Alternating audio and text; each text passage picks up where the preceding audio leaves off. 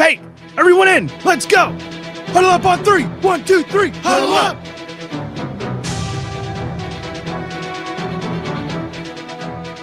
You all know what you have to do.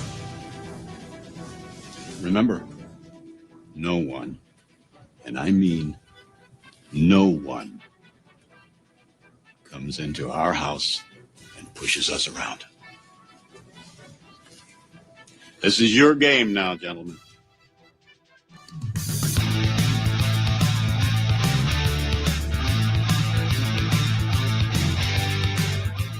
Chris Davis takes it in the back of the end zone. He'll run it out to the 10, 15, 20, 25, 30, 35, 40, 45, 50, 45. There goes Davis. Oh, my God. Davis is going to run it all the way back. Auburn's going to win the football game. Auburn's going to win the football game. He ran the missed field goal back. He ran it back 109 yards. They're not going to keep him off the field tonight. Holy cow. Oh, my God. Auburn wins.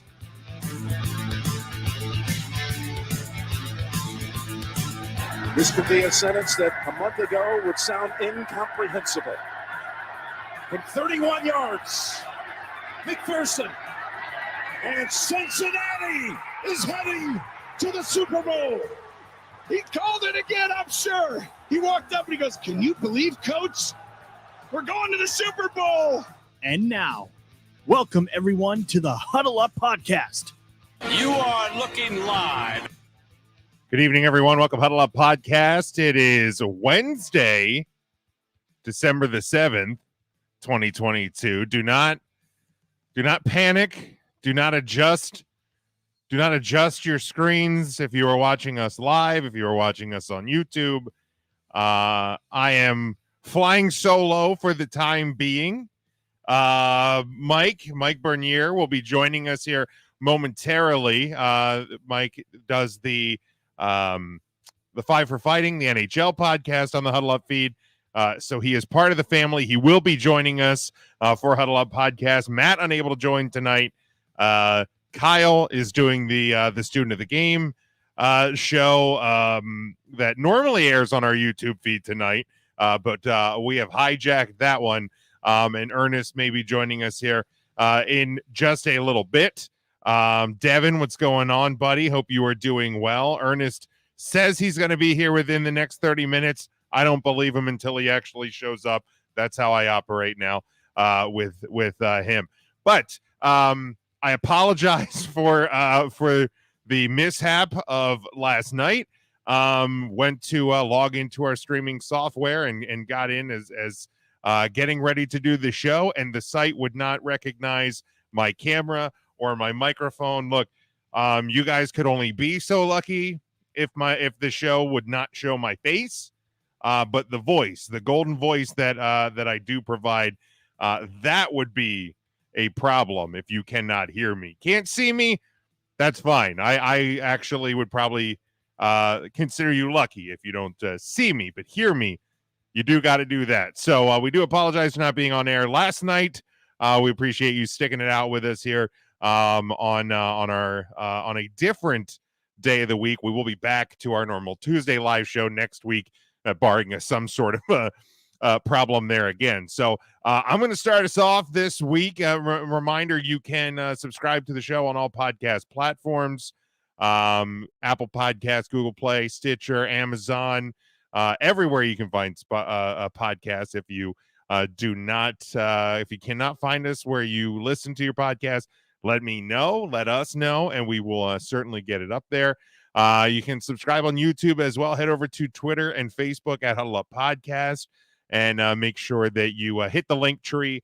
You will find the links for everything, as well as our merchandise over at TeePublic. So make sure you get on board with everything we got going on here with the podcast. Mike's 5 for Fighting, I did say, if you haven't checked that out and you're a hockey fan, make sure you do that. That'll be dropping probably later today, early tomorrow. We'll have my 5 observations over the weekend, and hopefully next week, again, similar to him showing up here on the live show. No offense, Ernest. But EJ says the basketball, the NBA podcast will be starting up next week on the podcast feed. So if you are not subscribed to the audio side, Make sure you are doing that so you do not miss a second of the bonus content, as well as our normal show here each and every week. So I'm going to do it as we do each and every week, but I guess I'm going to do it myself.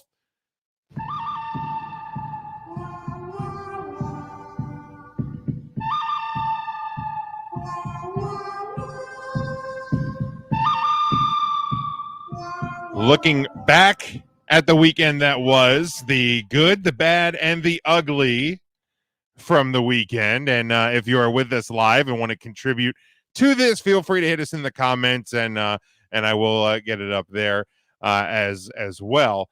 But my good from this past weekend for San Francisco 49ers fans and whoever has Jimmy Garoppolo in fantasy football, like myself, it was not a great day. But for Brock Purdy, the rookie quarterback of the San Francisco 49ers, it was a good day. He steps into the role and he gets a big win over the Miami Dolphins. The San Francisco 49ers do, as Purdy leads them over the Miami Dolphins. Now, Devin, a Dolphins fan himself, he said the Dolphins still being in the playoff hunt. Yeah, obviously took a loss this past week, but nonetheless still in the playoff standings at this point. So Devin is still happy about that.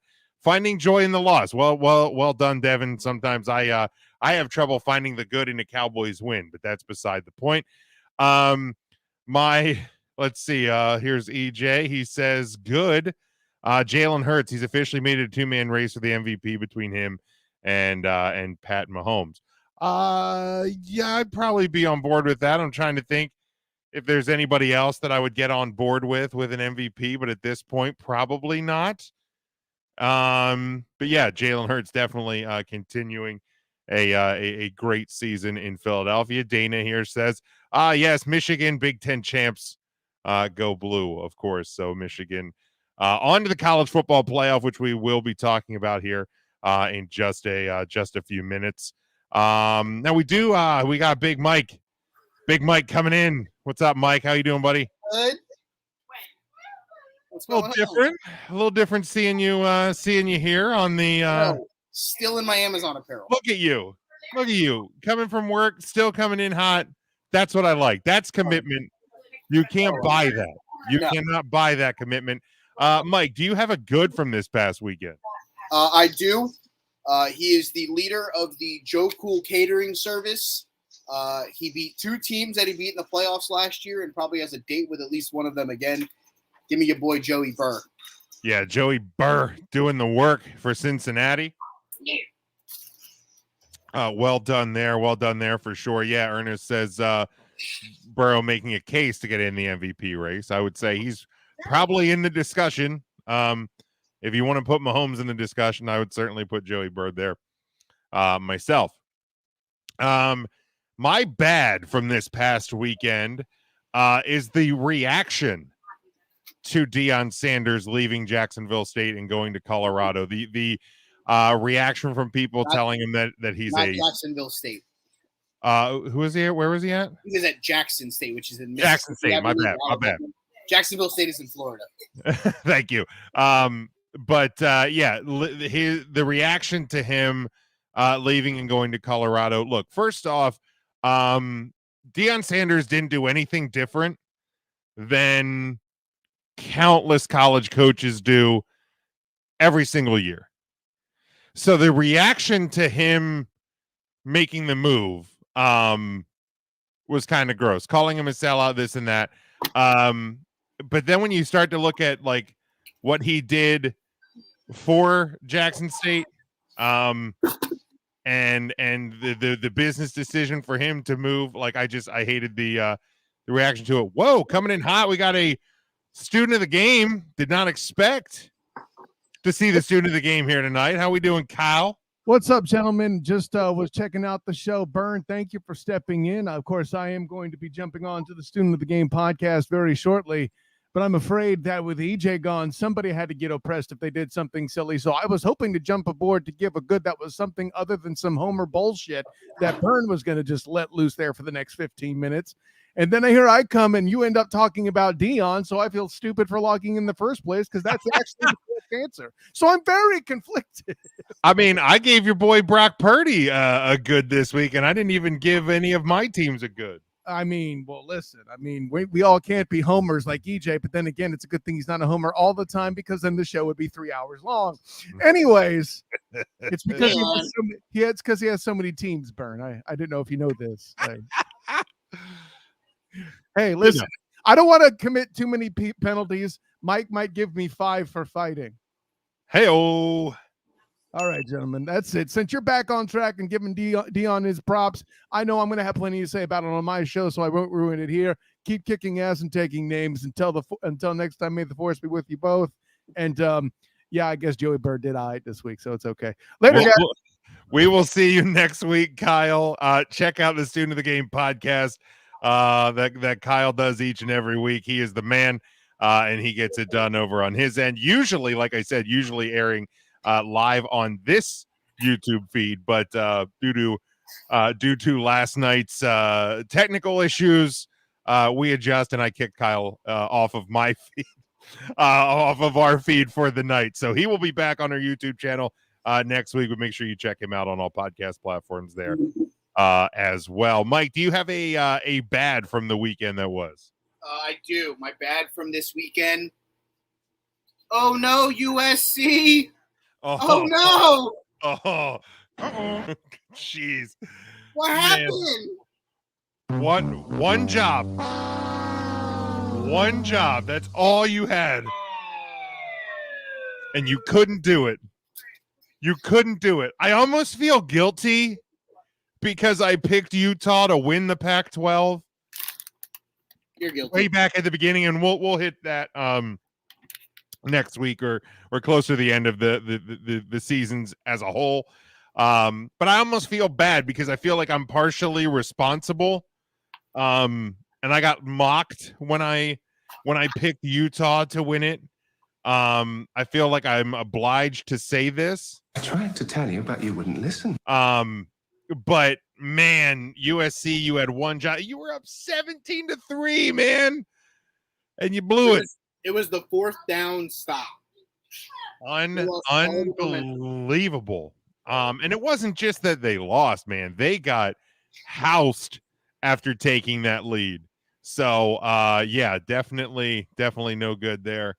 Let's see. Ernest has his bad as USC. They had one fucking job.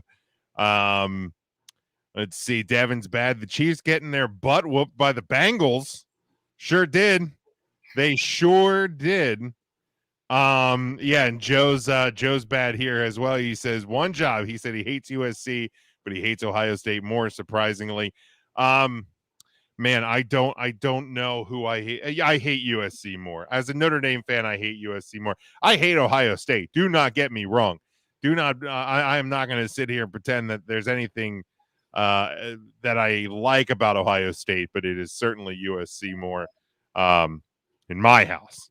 Yes, Dana's sick of the Ohio State love. A lot of us are. And like, let's be honest. Love for Ohio State from the two guys sitting on this show right now. And like, let's be honest too. Like, if Michigan had lost to Ohio State, not even in the manner that Ohio State lost to Michigan, but if Michigan had lost to Ohio State by a field goal, a touchdown, the committee, all the talking heads, they would have wrote off Michigan. But somehow Ohio State still managed to be 5, and they backdoored their way in. Now, if there's any consolation to this, it's come Peach Bowl time. The Georgia Bulldogs are going to absolutely dismantle the Buckeyes. So, but it's still not right that they got there. It was a imperfect setup. I still think Michigan and Georgia should have just been given a chance to play a best of 3. I think college football fans would have won in that scenario, but I don't get to make the rules. All right, let's go to the ugly. I was going to do the USC thing, but I feel like we've kicked that can enough. I almost just feel bad for the can at that point. My bad, and it's surprising being a Cowboys fan, but my bad is going. What's that? You're ugly, not your bad. Oh yeah, sorry, my ugly. Thank you. Mike, keep me on my toes. I appreciate that. My ugly is the Indianapolis Colts. They looked good. They were hanging in. Gave me a scare. Quite frankly, I actually hit a point because like I'm doing the 25 days of Christmas thing, and I hit a point in that third quarter where I'm like, I don't need to hang around, watch my Cowboys lose, and then try and watch a Christmas movie. So I put the Cowboys game on my iPad and I started watching a Christmas movie, and immediately the Colts just went, "We're done." And the Cowboys proceeded to score, what was it, 33 unanswered points in the fourth quarter to put up a 50-plus burger on them. So don't get me wrong. I'm happy that the Cowboys found a way to win, but and win big. But, man, the Indianapolis Colts absolutely just crumbled in that fourth quarter, and it was ugly. So, Mike, what is your ugly from the weekend? Well, it was going to be Jimmy G until they said that it's not as serious as first thought and that his season isn't over. So my ugly from the weekend that was, you know what? I'm going to homer this one up, and that's fine. Jamie Chadwell leaving Coastal Carolina for Liberty shortly after Coastal losing the Sun Belt title game to Troy. I didn't know that Liberty was that big of an upgrade over Coastal Carolina. Last time I checked, the Chanticleers have been ranked the last 2 seasons with Chadwell and Grayson McCall under center. I didn't know that Liberty was that big of an upgrade. I don't know if Liberty's joining a new conference or something next season. Maybe that's why. I don't know. But what I will say, and it's sad that it's probably the final game in the Grayson McCall era at Coastal Carolina. Took over the record for most touchdowns as a Chanticleer in history in the Sun Belt title game. Came back from injury, 2 weeks earlier than originally expected to play in the Sun Belt title game. I don't know if he ends up transferring because I know he's a junior. I don't know if he transfers. I don't know if he comes out. I just don't know that he stays at Coastal without Chadwell there. I know they got a former offensive coordinator from NC State, so we'll see what happens there. But my ugly was the fact that it seemed like Jamie Chadwell was already checked out before the Sun Belt title game even began. And Troy got out to an early 31-0 lead. It just seemed like he didn't give a single fuck. Yeah, that's tough, man. It was definitely an unfortunate look there. And not a good way to end the regular season with the championship game there. Devin said that's bad. The Colts they gave up and got their ass kicked by the Cowboys. Yeah, just a pretty insane fourth quarter. EJ says his ugly, shitty Mets fans' reactions to Jacob deGrom leaving the team. Grow up, it's a business. Yeah, I mean, unfortunately, you get that whenever you have a big name player that does leave and sign somewhere else. Similar to the reaction to Deion Sanders leaving. Well, let's peel the layer back here. Mets fans, did you want to pay that much money to a guy who's going to make 5 starts a year? Yeah, that too. But it's not like he's sitting out there throwing Shohei Ohtani or Justin Verlander numbers, who they signed. He's pitching 5 games a year. You want to pay him that much money to, pitch in April but not be around in October? And had he re-signed, then they would have been furious that he wasn't pitching more. So it was a lose-lose either way. Joe says ugly, coaches leaving programs for bowl games, players opting out of bowls. Yeah, I mean, here's the thing, man. Bowls are not what they used to be anymore. Bryce Young is probably not going to play for Alabama.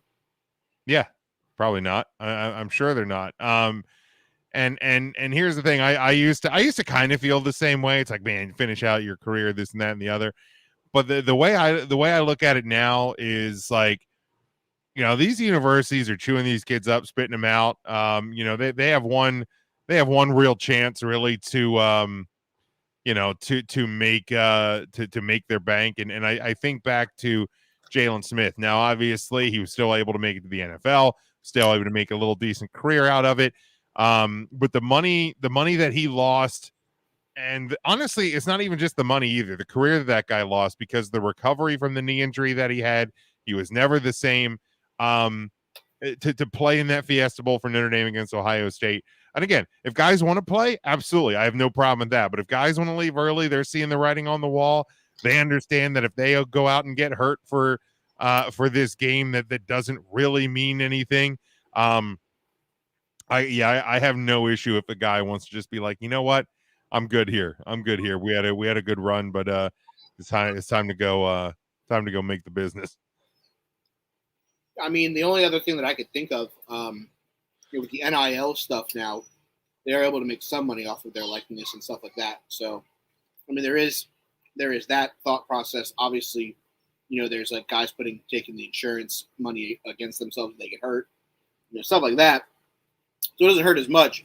But you got a guy, and I'm going to use him because I think he's the most obvious person, Bryce Young for Alabama, probably not playing in that bowl game, which means they probably lose by double digits to Kansas State, even though they have a good defense. I don't necessarily know who their backup quarterback is or if they're set anywhere near ready to play Alabama football. But that kid's going to be a top 3 draft pick. Yeah. And I think that's what it is too, is I think right now you're seeing if guys are going to be first round picks, high second round picks, those are the ones that are not playing in the bowl games because their stock is pretty much set.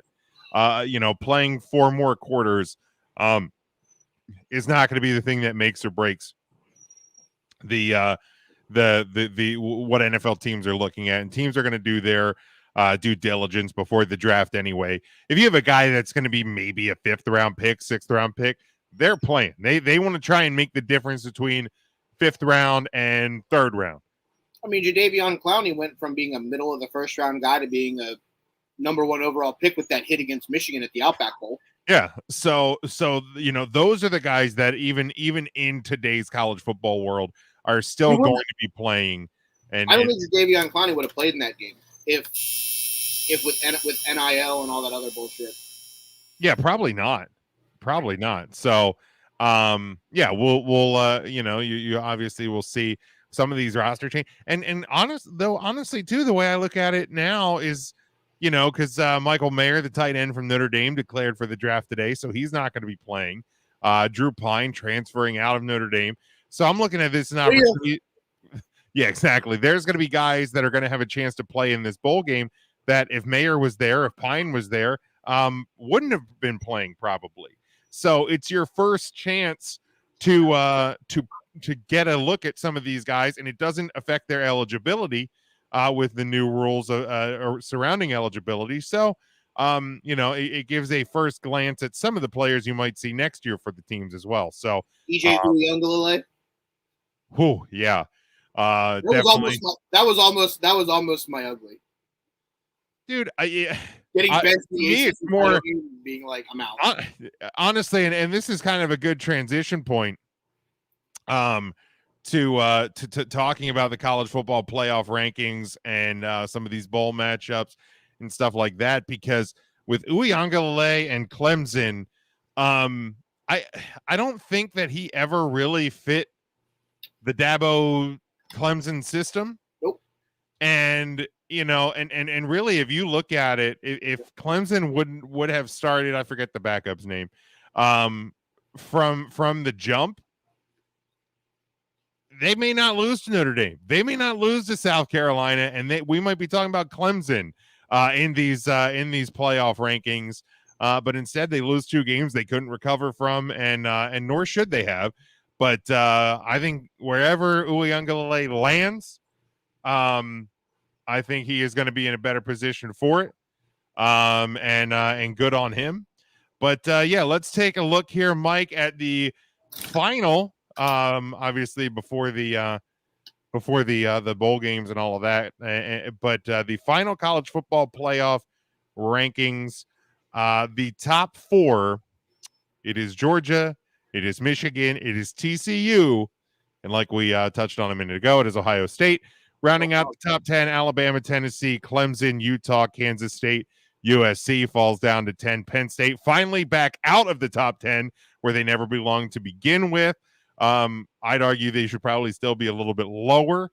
Tulane, the highest of the Group 5 schools, sitting there at 16, and all the way down through number 25, UTSA. So good to see see a couple different faces in the top 25. You mentioned UTSA. It's funny. I just opened up my phone, went to ESPN.com, was looking up something. The quarterback for UTSA, Mr. Frank Harris, will have a record-setting 7th season.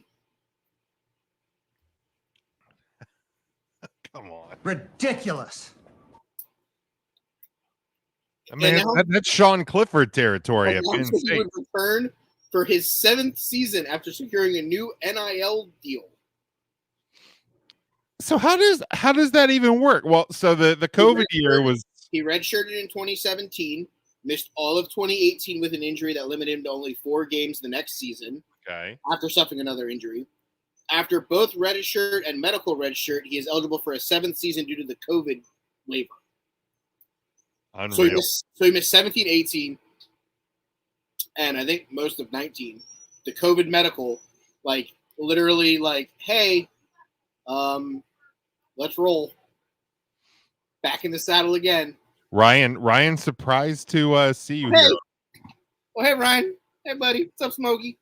You got him. You got him a little confused. All right, let's. That is Sunbelt champion Troy at 24.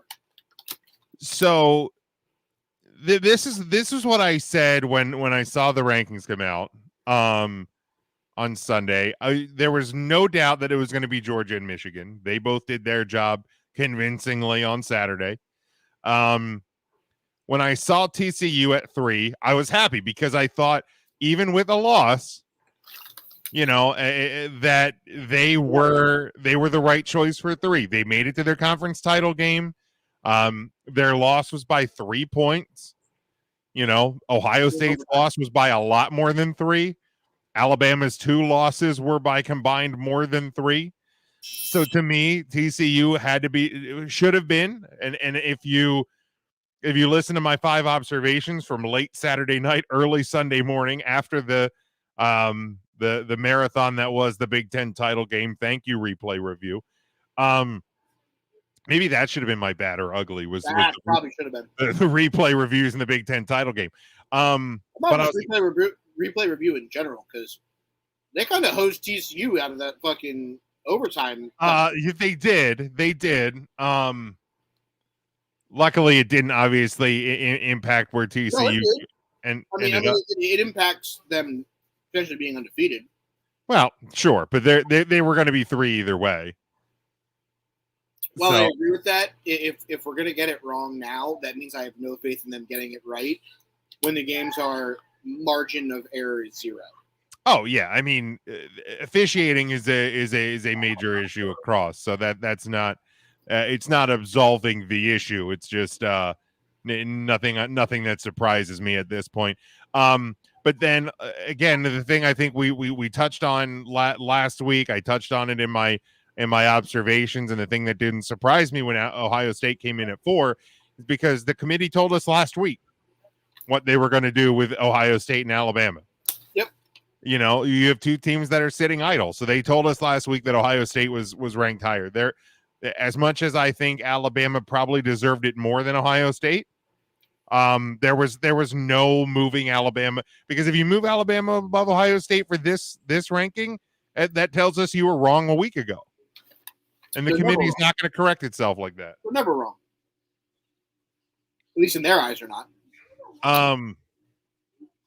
So was there any surprise from you when you saw the 4? Surprised that they kept TCU in. Yeah, that was probably the only surprise. I mean, I truly thought that it would have been Georgia, Michigan, Ohio State, Alabama. I get it. Max Dugan has that dog in him. Led TCU on a drive to tie the game. That guy played his ass off, getting them, back in that game.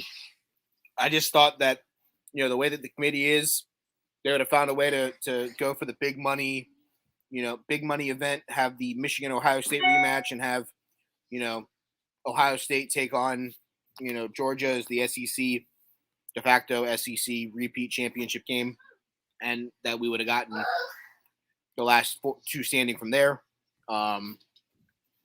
Just super excited to see that they found a way not to fuck the Horned Frogs here. Yeah.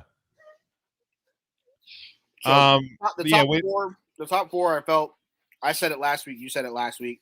I had Alabama ahead of Tennessee, Alabama ahead of Ohio State. I feel like I had Tennessee ahead of Ohio State a little bit too. I get it. No Hendon Hooker killed their opportunity of playing for a national title. But yeah, I just think that it's fascinating. I thought the only way that they would have bumped TCU out is if somehow Georgia would have been in like a real close game against LSU, and it would have been like a 3-point win, last second come from behind field goal win, something like that. We all know that wasn't happening because Brian Kelly just big game Brian struck again. There was a lot of facial expressions that I recognized from the LSU sideline on Saturday. But if that family reunion. Yeah. But if that would have happened and Michigan would have done what they did, I think the committee could have made a justification for Michigan at 1, slipping Georgia to 2, put Ohio State 3, put Alabama at 4. You assume, because here's the thing, we'll talk about the games here in a second, but like the assumption is that Georgia and Michigan are going to do their job in the bowl game in the bowl games coming up. So you would have assumed they would have done the same thing. And I think Georgia mollywops fucking Ohio State. Oh well, they absolutely will. But the assumption there is, okay, you put in the money teams, Ohio State and Alabama. You're still going to get to Georgia, Michigan, but if somehow you don't, then you're either going to get a Michigan, Ohio State national championship game or a Georgia, Alabama national championship game. And then you're even making more money out of that. But once Georgia did the job they did, Michigan did the job they did. I'm like, you can't. To me, I'm like, you can't make the Ohio State Michigan rematch in the semifinals because we just saw that game. We just saw it. We know how it goes. Like, if Ohio State can reset itself, somehow beat Georgia and get Michigan in the title game, that's a different story. But you can't give us that game right away. So I was like, it has to be TCU at 3, and it had to be Ohio State at 4. All right, so let's look at this one first. It is number 1 versus number 4. It will be December 31st. No official predictions here. This is just kind of analyzing the matchup as it sits. Ohio State versus Georgia in the Chick-fil-A Peach Bowl, Mercedes-Benz Stadium in Atlanta, Georgia. I mean, they don't stand a chance, right? I mean, like. So JJ McCarthy was the quarterback, is the quarterback for Michigan, correct? Yes. He threw like 2 really long touchdowns in that game against Ohio State, right? Sure did. Stetson Bennett throws 5 really long touchdowns in this game because Stetson Bennett's a better quarterback than JJ McCarthy. And Ohio he should be. He's 33. Exactly. The name like Stetson, he's like 40. Him and Frank Harris competing for NIL deals over here, like this is fucking the XFL. Literally, give me Georgia. Ohio State isn't gonna get better. Have you looked at the line on this game yet, Mike? It was like 9.5 or something, I thought. It's now 6.5, Georgia. I'm like, what the hell Ohio State games have you been watching this year? That game against Penn State. I guess. They didn't watch that game against Maryland where Tua Tagovailoa's brother almost fucking beat them. or the Northwestern game, or the Notre Dame game, where Notre Dame hung in until the fourth quarter. Like, well, the Northwestern game, I'll give them a small reprieve. because of the weather. Correct, because of the wind. That's Just fair. a small one. I'm not going to give them a big one. They still only scored 21 points against fucking Northwestern. I get it. But, when you're throwing a shot put, and like your best player is Marvin Harrison Jr., who's a wide receiver, who pretty much couldn't catch anything because the wind was taking that ball the exact opposite direction. I get it, but I still think that Georgia mollywops the floor with Ohio State. I think I think that when it all comes down to it, this really feels like a 3-team race. It feels like Georgia versus the winner of Michigan TCU. See, I'm going to do you one better, man. I think it's a 2-game race. I think that the 2 teams that are 1 and 2 right now are that far ahead of everybody else. And we'll get to see, because the prevailing belief is that Georgia is miles ahead of Michigan. I'm not 100% bought in on that. Do I think Georgia's probably a better team? Yes. Do I think it's miles ahead like a lot of people want to say? I personally do not. I think we're going to get to find out in the title game, because I don't think TCU is good enough to beat Michigan. I don't. Do I think it's going to be a mollywhopping like we're going to see in the Peach Bowl? I don't. But I mean, the line on this one currently, and this thing's obviously going to move a couple more times a week between now and the end of the year, or the end of the calendar year when we get to these games. But currently, I mean, Michigan's a 7.5 point favorite in this one. Georgia 6.5 over Ohio State. Like I just think that Michigan, and especially if you look at last year, all Michigan's target was beating Ohio State. And then they beat Ohio State, and then they're like, okay, well, let's win the Big Ten title game because the East is greater than the West. And then it was like, well, now what? Oh, we got to go play Georgia? We didn't take that into account. We just wanted to beat Ohio State. Now I think the comeback this year is them going, we're going. I don't think in their minds it was we can beat Ohio State or we want to beat Ohio State. I think for them it was we're going to beat Ohio State, and then we're going to win the Big Ten, and now we have unfinished business in the playoff. Like this Michigan team, which is crazy thinking about the people that graduated and moved on, I think could be better than last year's team. So I just think they're that far ahead. Dana says there in the comments, Blake Corum might be back as well. You give me that 1-2 punch of Corum and Donovan Edwards, like. Man, I just don't see TCU having enough to stop that. And I think Michigan's defense is going to be enough to stop TCU enough. I think you said the optimal word there, which was enough. The fact of the matter is, I think TCU is going to put points up in this game. Sure.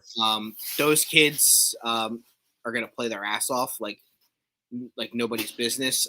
They had the heartache of losing their opportunity to win the Big 12. They've been given a reprieve. I do think Michigan wins the game. I think it's going to be close. I don't know that Michigan covers the 7.5 as it is right now, but I also look at the 7.5 right now as basically the first 3 hours of polling on election night. Literally, it's like, oh, he's up 71%. With the first 2 precincts reporting. Like, we still have 9 hours to go. Yeah. Call me at 8:30 tonight, and we'll figure out where we stand. That's kind of what I feel like with this game, especially with the line. I think the Ohio State, they're that line moves so much because the 2 precincts that have been counted in that one, all the Ohio State fans betting it as early as they can with as many points as they can, thinking that they have a legitimate chance of keeping up with a team like Georgia. They don't. Right. I think Michigan does have the better defense. I think that's where this works in their favor. Personally, only my personal opinion, I would not let Blake Corum play in this game. I think you can see that. I think you can get it with Donovan Edwards by himself.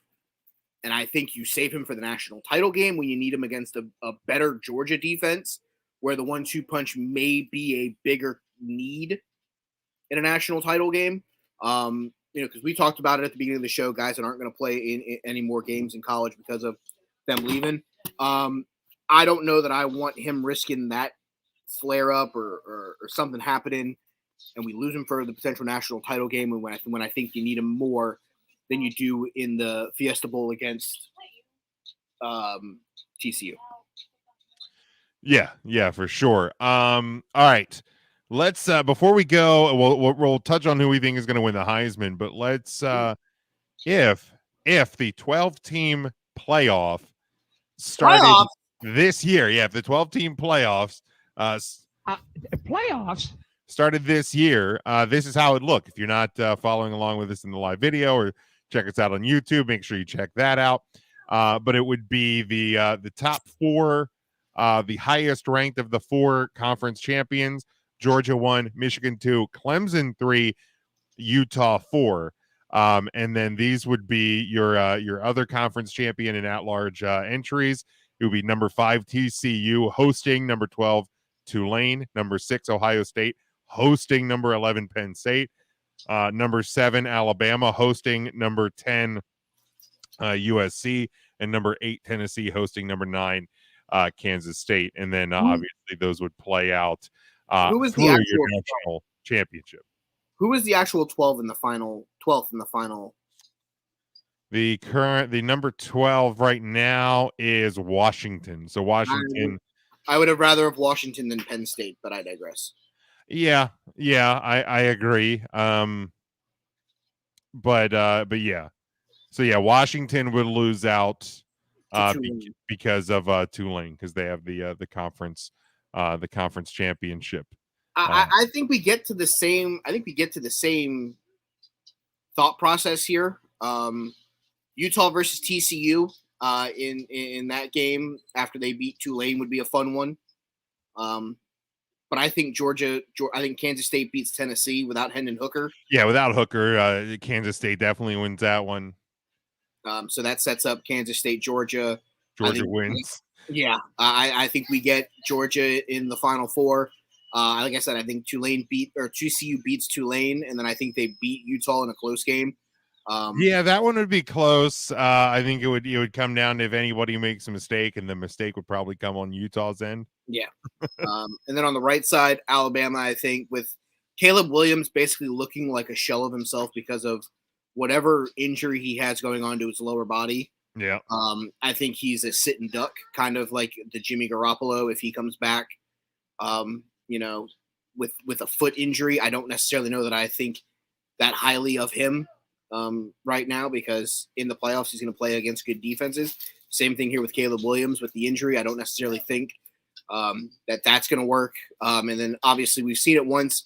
We'll repeat it again. Ohio State just whoops the floor with Penn State, and it really doesn't fucking matter there. So yeah, Clemson, Ohio State. You get Minnesota versus Alabama. That should be a fun one. Michigan versus Alabama. Yeah, Michigan, Alabama. What did I say? You said Minnesota. Oh, hey, Minnesota, eh? Minnesota in with a first round bye. That's adorable. Sorry. But yeah, Michigan, Alabama. I think Michigan wins there. Clemson, Ohio State. I feel like just where Clemson's at this year, maybe a toss up. Now that they're not going to waste the first two quarters with DJ Uiagalelei at quarterback. Well, that's true. Then Clemson may get the win there.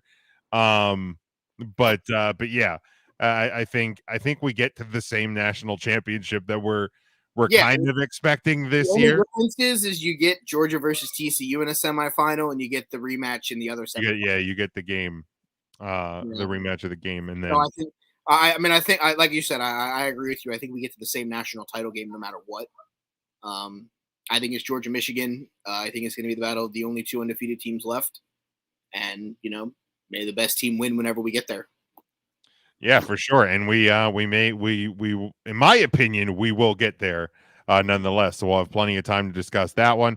Lastly, this coming Saturday, we have the Heisman Trophy. The Heisman Trophy being handed out. Your four finalists: Stetson Bennett, Max Duggan, CJ Stroud, because why? And Caleb Williams. Here's the thing. I think it's Caleb Williams' to lose. But that final drive by Max Duggan makes this interesting. Give me Liberty or give me Max Dugan as Heisman. The dude ran for 95 yards on the game-tying drive. I understand TCU ended up losing the game. That's on coaching and play calling more than it is on him and execution. But man, that last drive, especially because not that Caleb Williams played poorly. I know he suffered the injury, but Caleb Williams looked like a sophomore. And I don't say that disrespectfully. He looked like a sophomore in the Pac-12 title game. Max Duggan looked like a Heisman Trophy winner. So if I'm having a vote, if I had a vote, I would vote for Duggan to get it. But I think I do believe that Williams probably still will get it. Yeah, I think I'm right there with you. If I had a ballot, Max would get the number one vote. I would actually still put your boy Blake from Michigan at the 2. Yeah, I'm a little bummed that he didn't get the invite. I understand that he missed basically the last 2.5 games. Yeah, with the injury. Like had he suffered the injury in the Ohio State game, yeah, I think he may at least get an invite.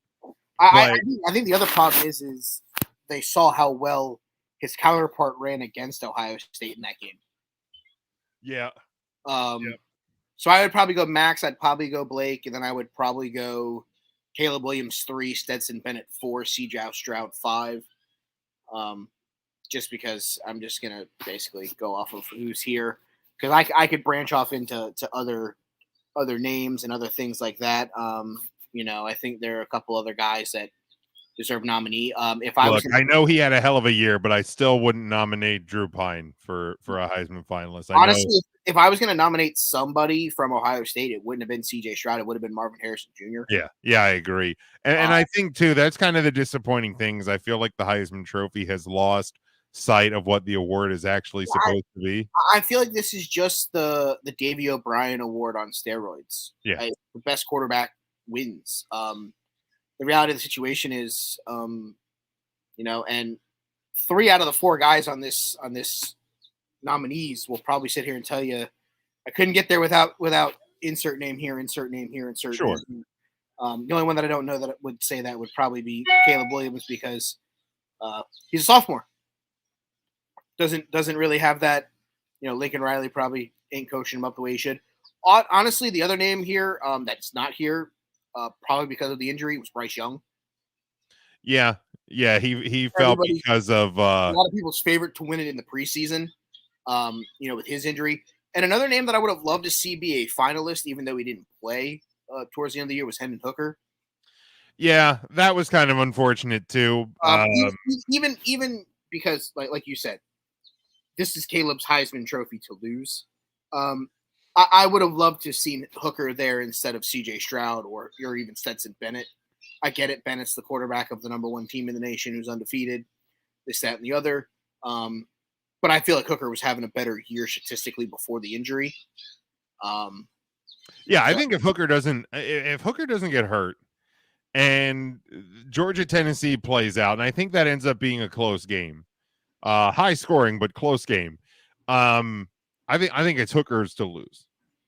Yeah, I would have said it was his. He was having a phenomenal year, and it is such a shame because honestly, like that the talk, and it wasn't just talk; it was reality of him probably being a top 5 pick in this spring's draft, and then obviously the injury took him down. So that just gives me like the Mackenzie Milton UCF vibes. Yeah, it's definitely unfortunate there. Yeah, Dana says in the comments, Marvin Jr. was definitely the better player for the Buckeyes. Oh, yeah, and I get it. CJ Stroud has to throw him the football, but at the end of the day, he made some catches that normal wide receivers aren't making. I'll tell you right now, if the minute he leaves, that might be the next time you see a wide receiver go number 1. That dude's a freaking animal. Well, and I mean, he has the pedigree of his dad there, so that would certainly certainly help his case as well. Only one game on the college docket for the weekend that we're going to predict here. It is America's game, as they call it. It is the 123rd Army Navy game. Not as much luster behind this one. Now Army could become bowl eligible if with a victory. But 5-6 Army taking on 4-7 Navy. Navy a 2.5 point favorite in this one. This game being played at Lincoln Financial Field in Philadelphia. 32 is your over under on this one Saturday at 3:00 on CBS. Mike, what do you got? 32? Oh yeah. These are always low scoring games. Both teams run a triple option, baby. Oh, I know. Run that ball. Huck it up, chuck it up. We ain't throwing it tonight, boys. You know what? Go Army. Beat Navy. Yeah, I want to actually pull up because over the last couple years, there's been some interesting results. I'm also gonna take the over. I think the over is probably a smart play. Looking at the past few here, well, maybe not, Mike. Maybe not. Last year, Navy won 17-13. Army won the previous year 15-0. Well, back in 2019, 31-7. Navy victory. Last year they scored 30 points. I need them to score 32. I need a field goal. Oh, that's fair. That's fair. I don't need a 31 spot from one of the teams. That's fair. That's fair. Yeah. It's because then there was a 17-10, 14-13, 21-17 for 2 years in a row. Those would have hit it. So yeah, it happens. It happens. I would probably put the better chance of making any money if you are dumb enough to bet this game would be on the over. We'll put it that way. I'll go Navy. I'll go Navy because I like their uniforms better for this game. They're wearing the NASA uniforms. Both uniform sets pretty cool for this one, but I will go with the NASA set over the Army uniform. So that will do it for the world of college football. Actually, let's back up for a minute. There was a couple of give me the you know what, just to be different than you, I'll take the under. I mean, whenever you're the guy who's keeping track of records, you gotta, poke you guys to make sure you make the picks properly so I can write them down. That is true. Now I didn't get the official the picks from the other guys, so maybe I'm at an advantage. I mean, if I go 0-2, it counts against Ernest. So. Oh, absolutely. Absolutely. I agree with that. So let's go to the NFL. Week 14 is where we were at. 6 teams on a bye this week. Bears, Colts, Commanders, Falcons, Packers, Saints. So a lot of crappy teams not playing this weekend. Congratulations. The slate still sucks. I looked at it. It's not a good NFL slate this upcoming weekend. But we will start. This is my game. Some stakes in the NFC North still in play. Some playoff seeding and positioning still in play, and the Lions still trying to stay alive in this one. The 10-2 Vikings at the 5-7 Lions, who are actually a 2.5 point home favorite. 51.5 is your over under Sunday 1:00 on Fox. I'll take the reins on this one first, only because I'm actually going to look ahead to my lock of the week. Lock it up. Because I'm saying that the Detroit Lions are going to move one step closer to a wild card spot with a win over the Minnesota Vikings experience this weekend. So give me the Lions plus, and I will take the over, because if they're going to do it, it's going to have to be by scoring points. I hope all the points go to Amon-Ra St. Brown as I try to clinch a bye in my playoffs. I'd be fine with that. But as someone who has been an avid supporter of one Curtis Montague Coupons III, Esquire, I'm not hopping off the wagon now. That's Give me fine. Kurt Coupons Give me the over. I think this one's going to be a high-scoring game either way, and I think that with the win, that locks up the division for the Vikings. I believe so. Yeah. So yeah, give me the Viking experience. All right, Devin says Lions in the over. EJ has Detroit and the over. Matt picks the Lions. That's all he gave me. Matt also picked Navy back in the Army Navy game. All right, let's go to EJ's game because this is exciting.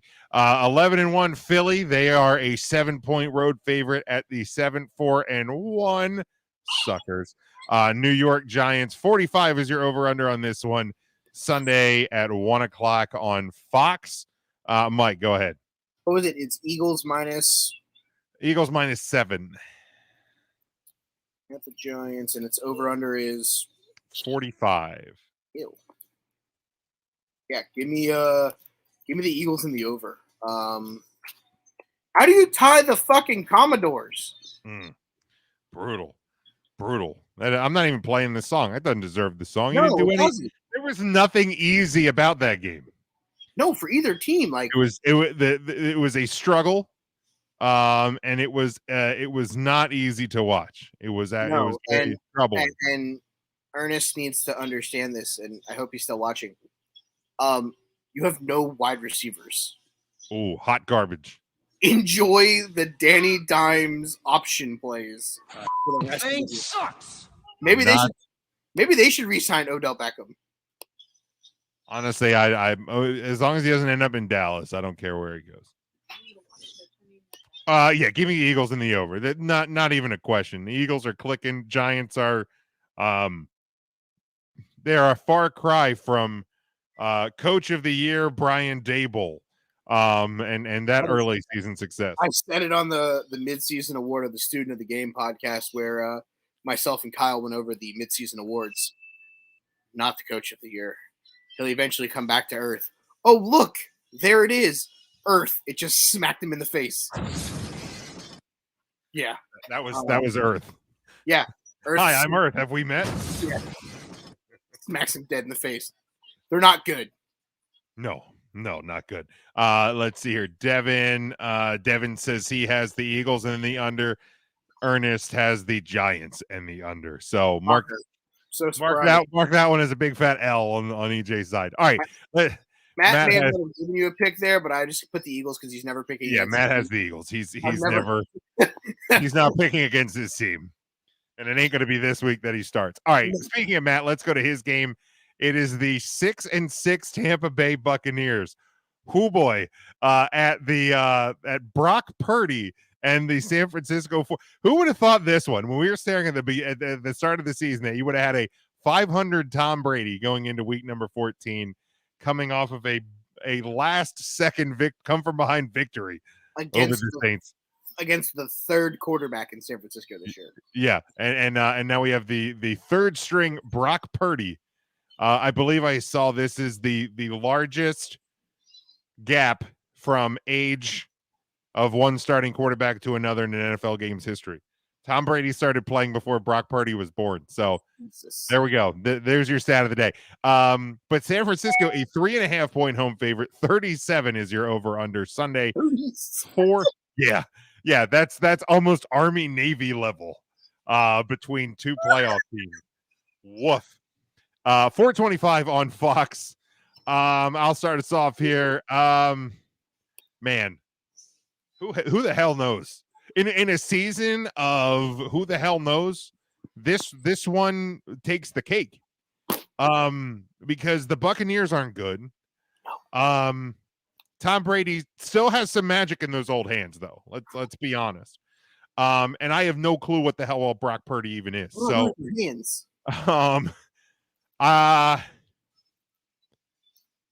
3.5 is such a dumb, stupid number too. Like if it was like 4.5, 5, I would without a doubt take the Buccaneers to cover.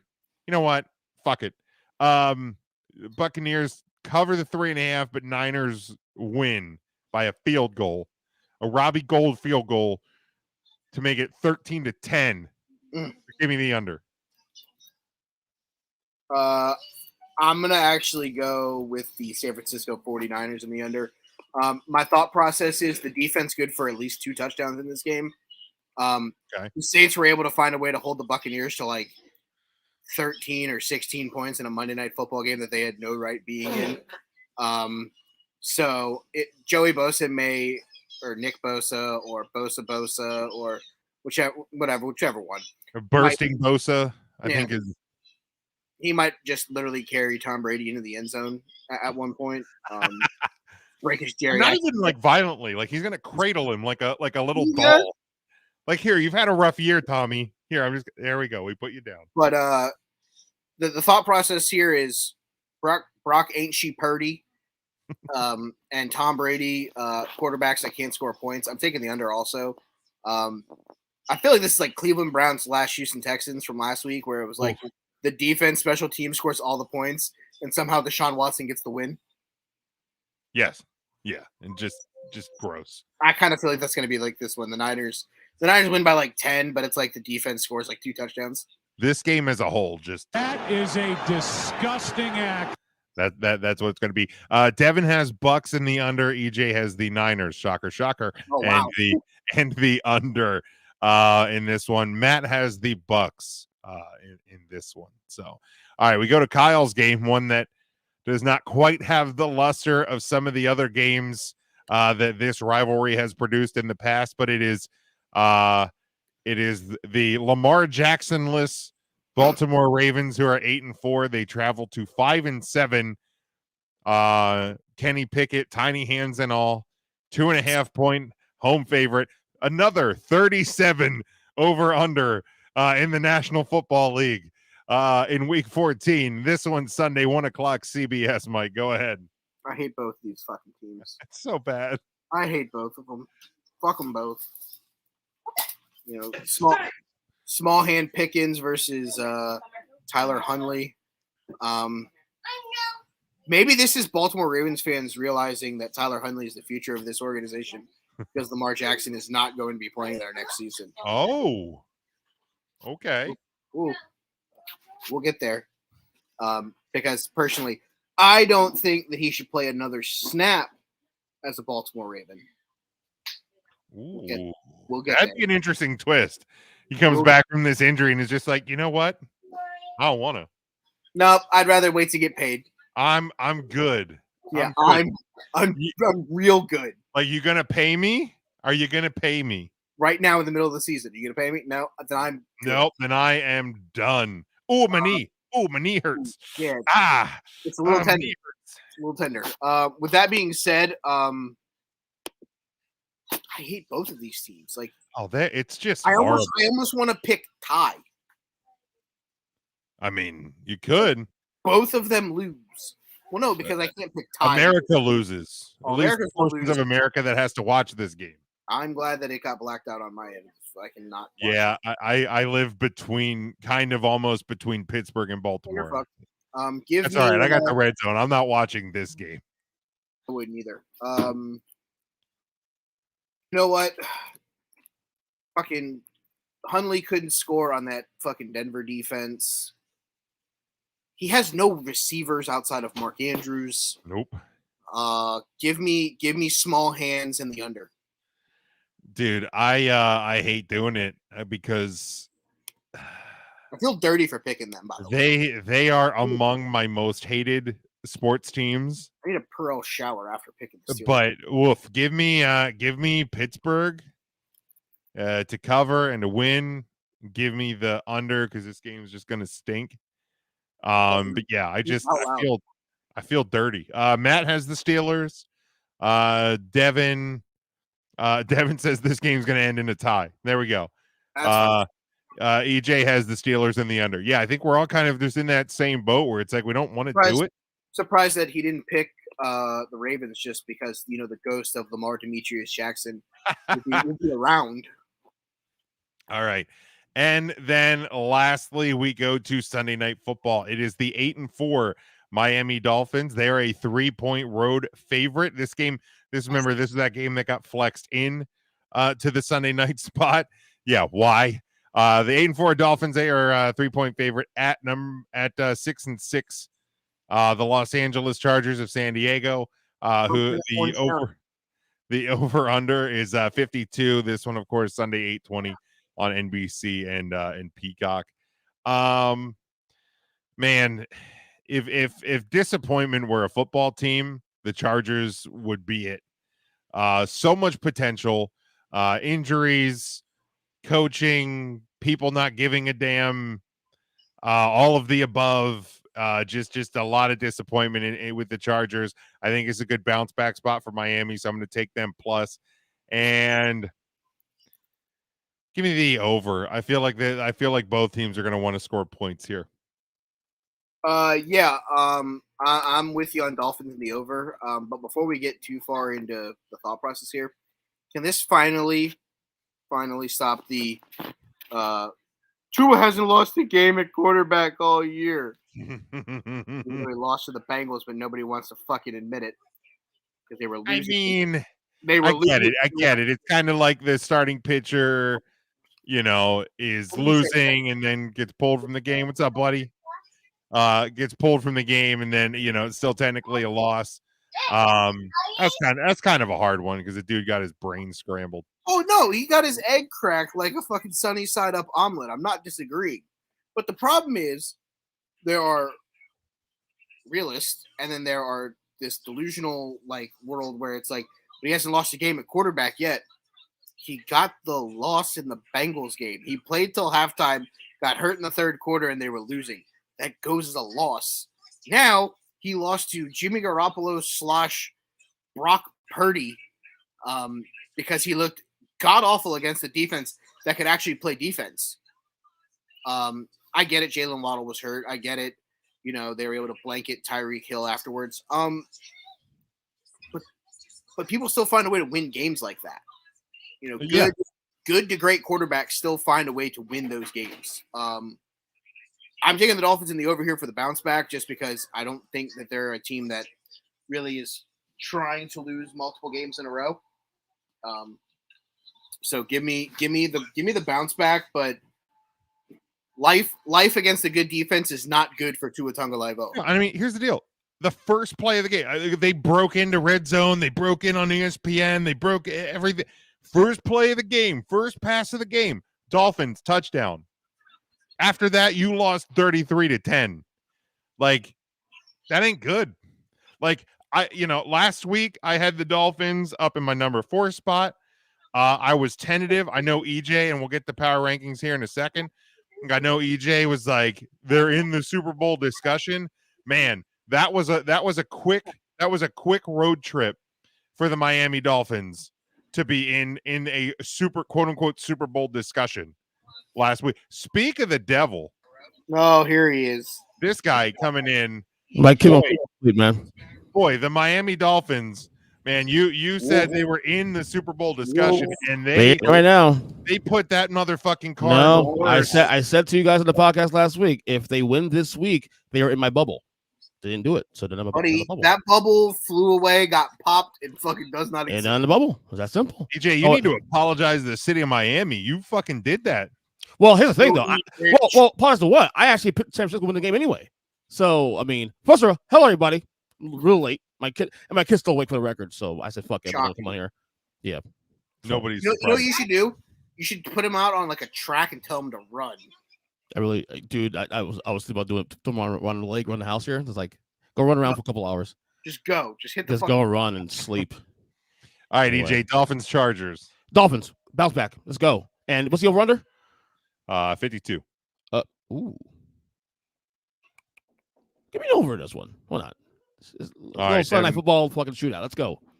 Devin's got the Dolphins and the over as well. Obviously, a Dolphins fan there. Matt has the Dolphins in this one. So, man, EJ, you definitely came in at the right time because you know what's coming next.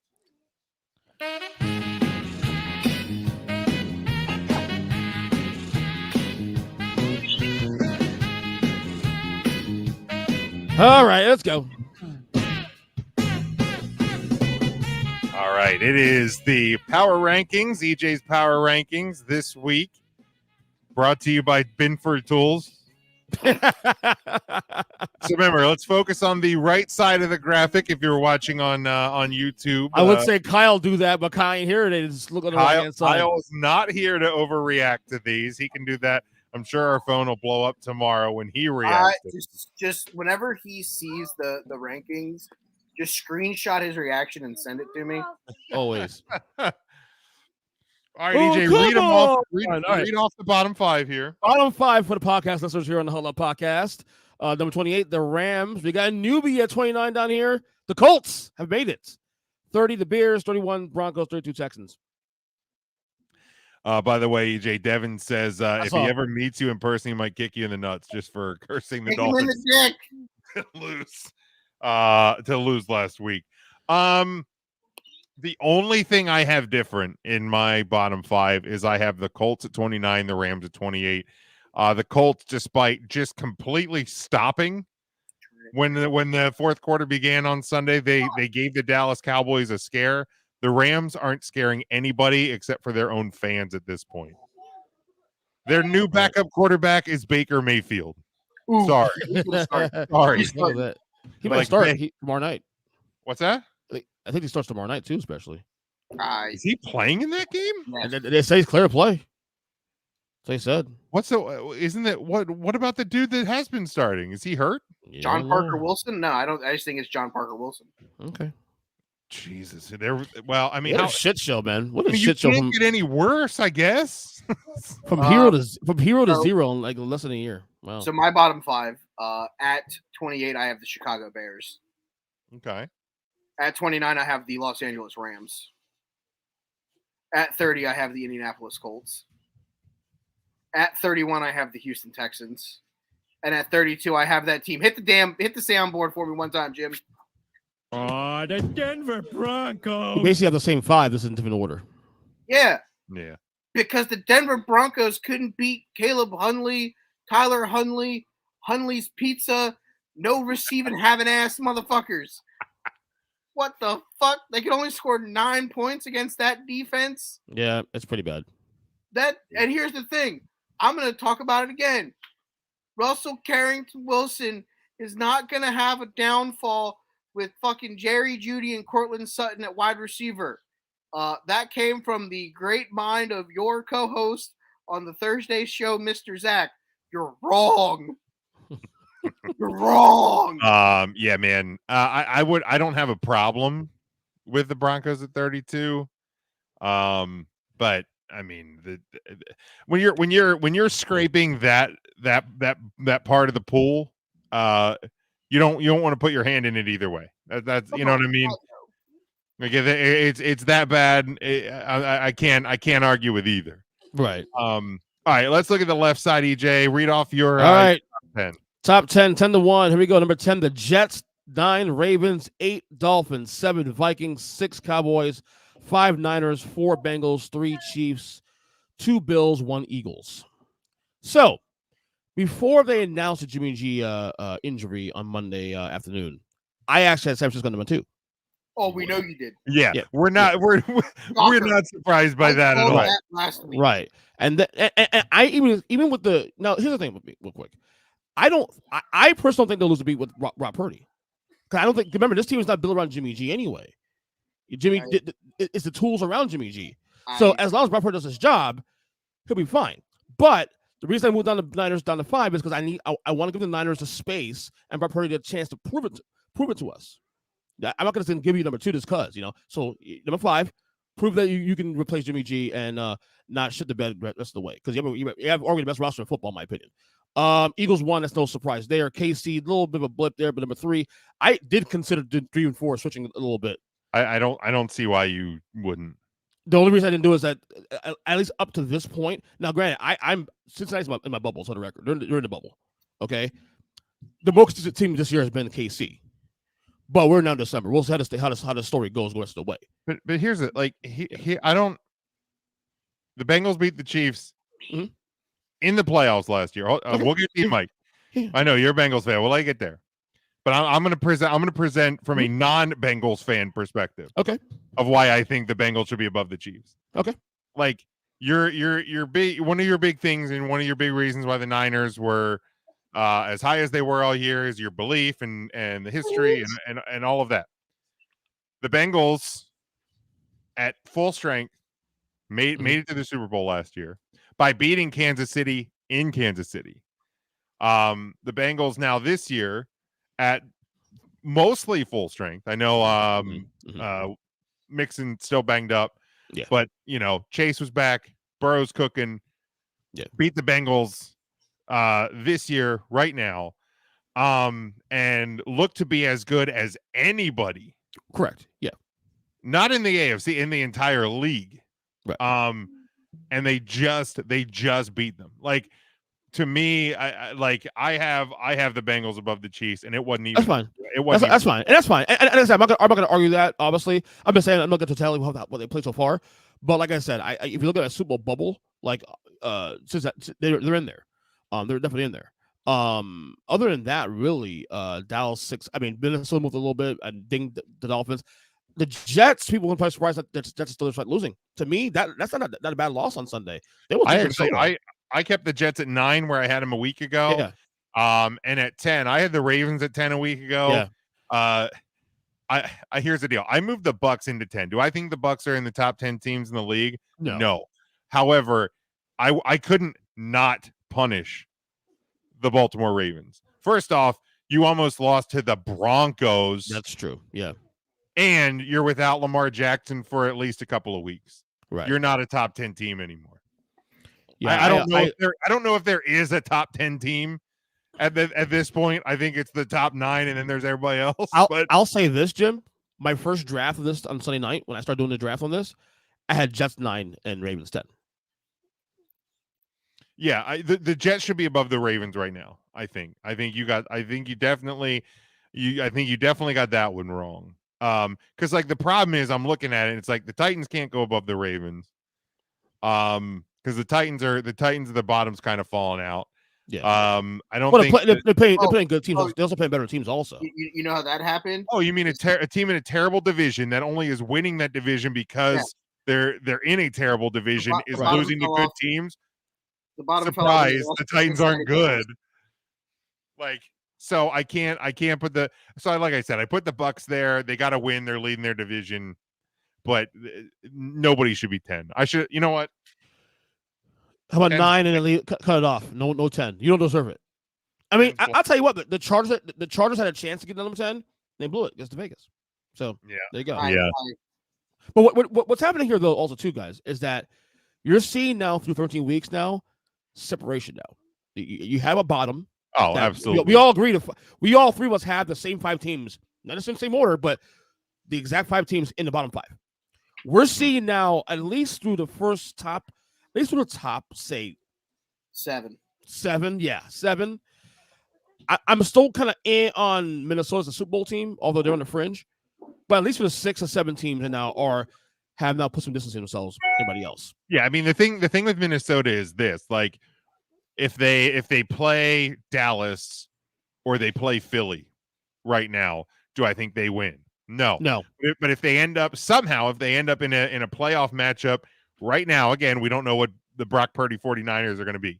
But right now, if you put the Vikings and the 49ers against each other, it's at least a toss-up. So they're in that conversation. I can see your argument, but I personally would. Well, you guys don't hype about Shocker. Yeah, because you're being ridiculous. No, I'm being.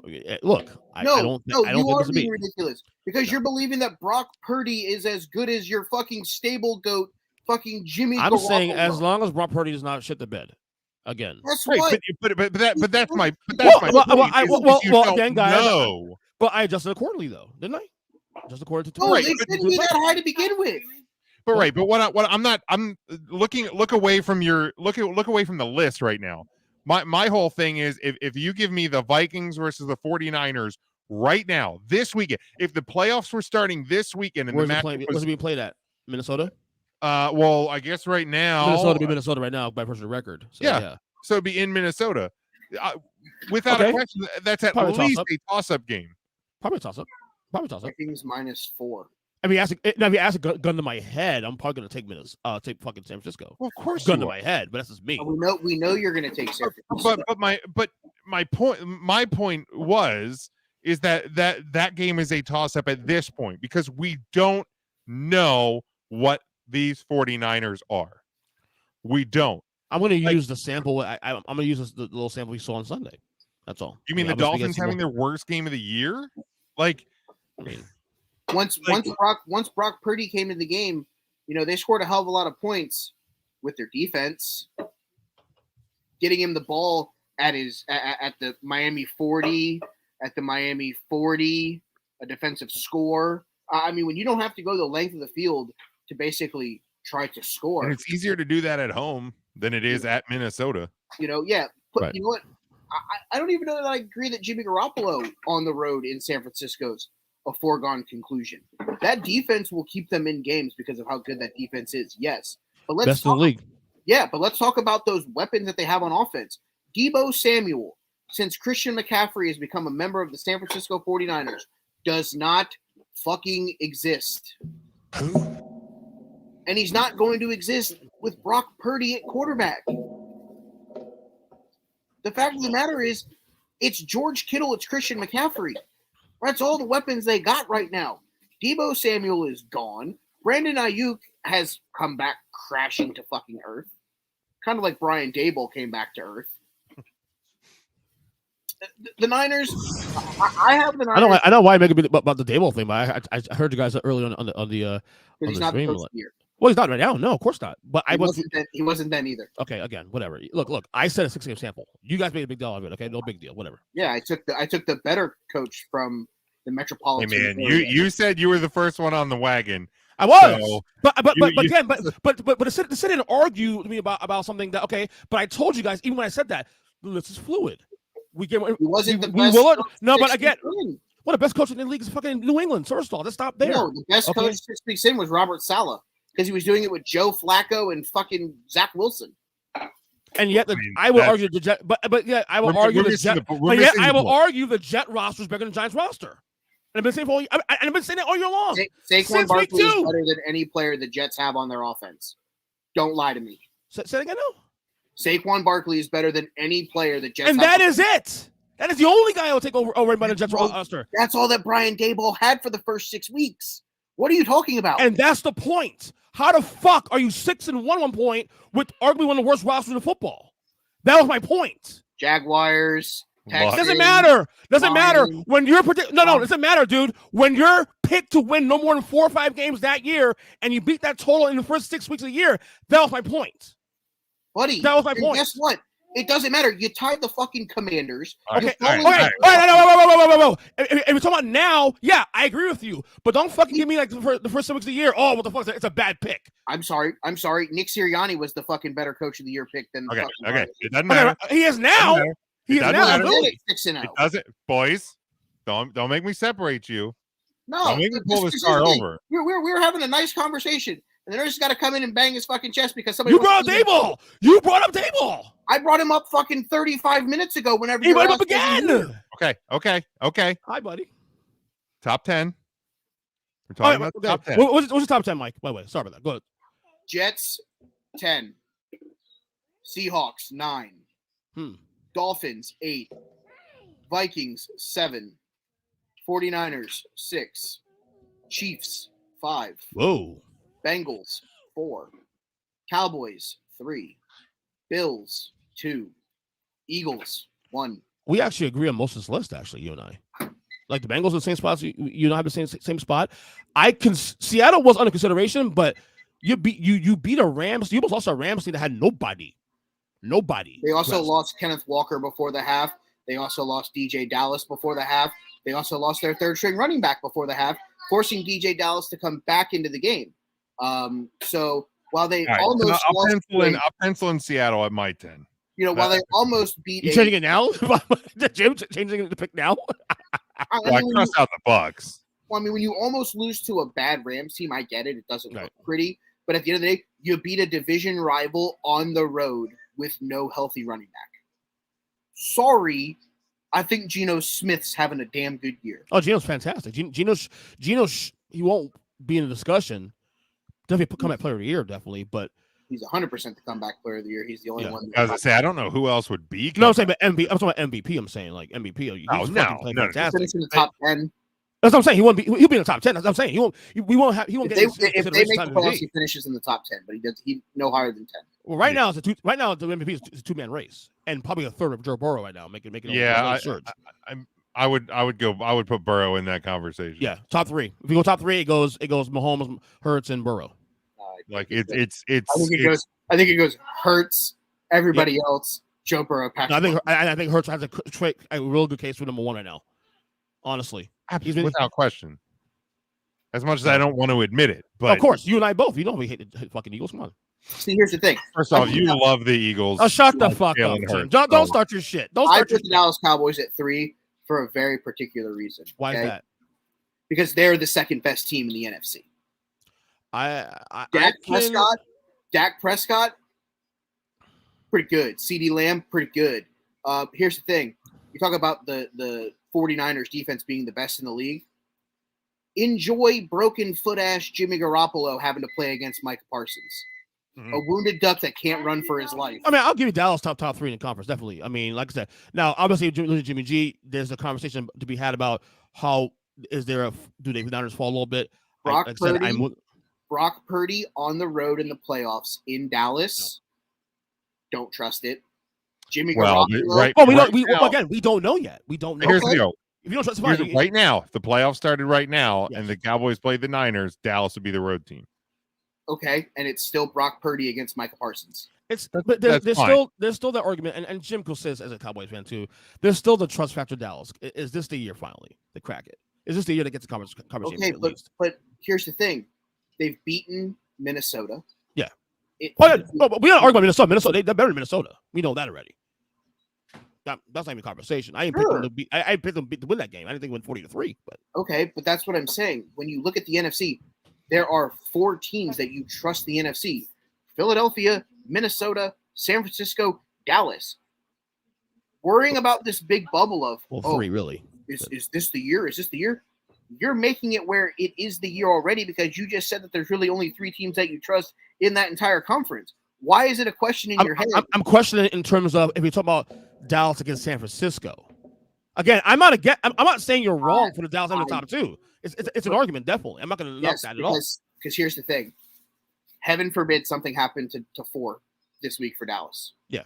I trust Cooper Rush more than I trust Brock Purdy. Oh yeah, of course, because the reason why is because we've seen more of him in the last 2 years than we've seen of Brock Purdy. Absolutely. Jimmy Garoppolo is never going to be healthy again in the 2022 season. So am I taking a lame duck that can't get out of the pocket, running for his life against an all-pro defensive end? Hold on, Michael. We got breaking news. Oh no.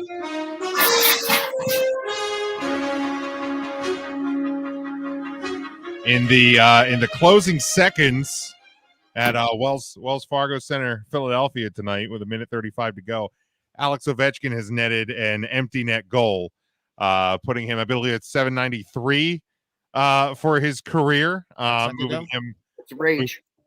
moving him one step closer to 800, moving him one step closer to Gordie Howe, and then eventually he's third right now, right? Wayne Gretzky is third all time. Gretzky and Hull, right?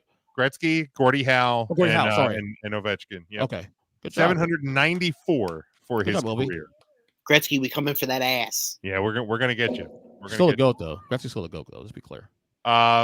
Greatest player of all time? Yes, Alex Ovechkin is the greatest goal scorer of all time. So Gretzky is like Jordan, and Ovechkin's LeBron, pretty much.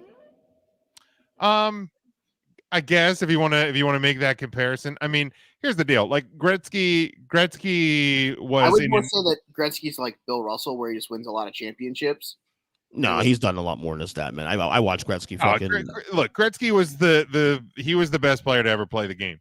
But Ovechkin's the greatest goal scorer. Like Ovechkin is for him to put up the numbers he's putting up in this era of the game, which is so much harder for goal scorers to do it consistently the way he's doing it. I mean, Gretzky's already gone on the record and has said Ovechkin's the greatest goal scorer. Like he's better than him. Like you take away all of Gretzky's goals, he still has the most points in NHL history. Like, the dude was unbelievable, but the game was a lot different back then. But anyway, back to the football.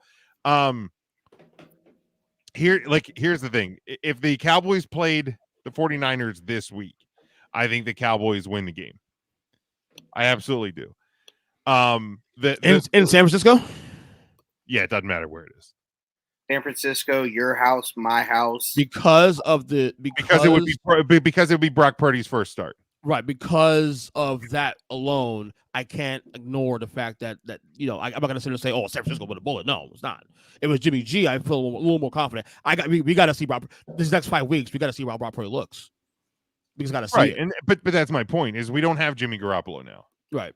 Jimmy Garoppolo, his foot is dead, and again, San Fran's weird because fucking they're not built on a quarterback again, and this is the weird part. But you're gonna need to do something right against that Cowboys offense or against that Cowboys defense, and I don't until I see something.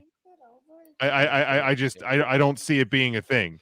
I don't either because Christian McCaffrey isn't a guy that likes to run in between the tackles. I don't think you have an explosive running back in San Francisco that wants to hit people.